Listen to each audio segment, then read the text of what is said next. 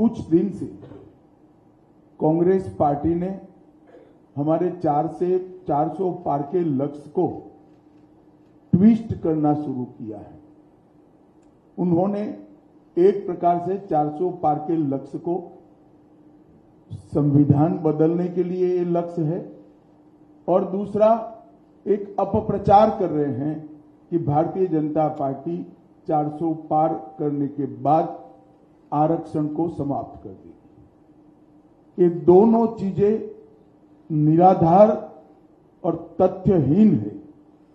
Bharatiya Janata party को पूर्ण बहुमत इस देश की जनता ने 2014 में भी दिया, 2019 में भी दिया। हम 10 साल से पूर्ण बहुमत के साथ की सरकार चला रहे हैं। हमने पूर्ण बहुमत का उपयोग कांग्रेस की तरह इमरजेंसी डालकर लोकतंत्र का गला घोंटने में नहीं किया।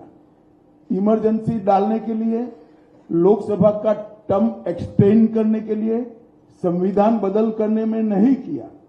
हमने पूर्ण बहुमत का उपयोग धारा 370 को समाप्त करने में किया, ट्रिपल तलाक को समाप्त करने में किया, अंग्रेजों के कानून बदलकर भारतीय संस्कार और भारतीय पद्धति के कानून लाने में किया, कोरोना के खिलाफ लड़ने में किया, और जब कोर्ट से जनादेश मिल गया तो राम मंदिर के निर्माण में भी हमारी सरकार ने पूरी अनुकूल जमीन तैयार करने में अपनी भूमिका करी।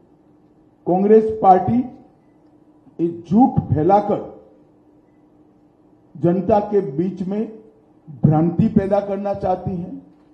मैं ये बात स्पष्ट कर देना चाहता हूं कि Bharatiya Janata party ST, SC, OBC के आरक्षण की समर्थक है और हमेशा इसके संरक्षक के रूप में अपनी भूमिका निभाएगी। ये बात नरेंद्र मोदी जी ने भी कई बार सार्वजनिक भाषणों में स्पष्ट की।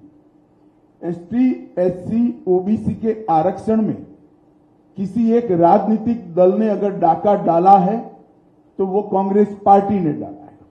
सबसे पहले उन्होंने संयुक्त आंध्र प्रदेश में मुसलमानों को रिजर्वेशन दिया।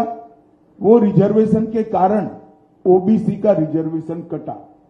उसके बाद में कर्नाटक में रातों रात कोई सर्वे के करे बगैर, पिछड़ापन तय करे बगैर सारे मुसलमानों को ओबीसी कैटेगरी में डालकर उनके लिए 4% का कोटा रिजर्व कर दिया।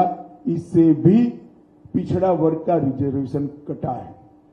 भारतीय जनता पार्टी स्पष्ट रूप से मानती है कि धर्म के आधार पर आरक्षण संविधान सम्मत नहीं है, गैर संवैधानिक है, और जब भी इन राज्यों में हमारे पास अधिकार आएगा, हम ये धर्म के आधार पर लादे गए आरक्षण को समाप्त कर कर एसटी, एससी और ओबीसी को हम न्याय दिलाने का काम करेंगे।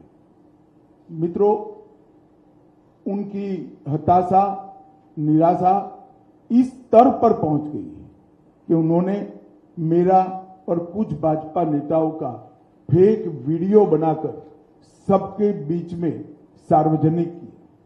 मुख्यमंत्री, प्रदेश अध्यक्ष, इस कक्षा के व्यक्तियों ने भी इस फेक वीडियो को फॉरवर्ड करने का काम किया। अब स्पष्ट हो चुका है। सौभाग्य से मैं जो बोला था उसका भी रिकॉर्डिंग हुआ था, तो वो रिकॉर्ड हमने सबके सामने रखा। दूध का दूध, पानी का पानी हो गया, और आज कांग्रेस पार्टी के प्रमुख नेता क्रिमिनल ऑफेंस को फेस कर रहे हैं। ये जो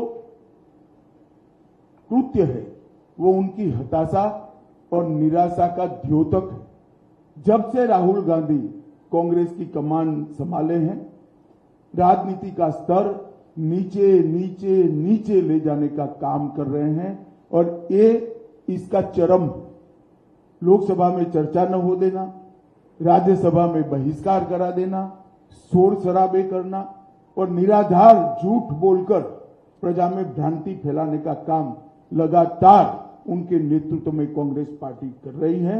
और मैं मानता हूं कि अब फेक वीडियो सर्कुलेट कर फर्जी टाइप का जन समर्थन प्राप्त करने का ये प्रयास ये बहुत निंदनीय है और भारतीय राजनीति में किसी प्रमुख दल के द्वारा कभी ऐसा नहीं किया गया।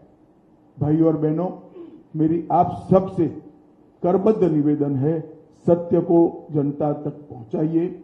जनता को गुमराह जो करना चाहते हैं उनको अपने सिद्धांतों के आधार पर, अपने कार्यक्रमों के आधार पर और अपने घोषणा पत्र के आधार पर चुनाव लड़ना चाहिए।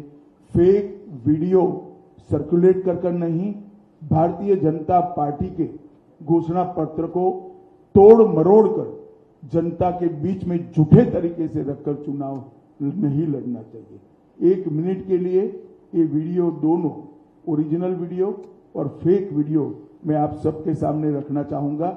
उसके बाद में आपसे सवाल जवाब लेंगे। For more of such videos, do like, share and subscribe to ET Now Swadesh.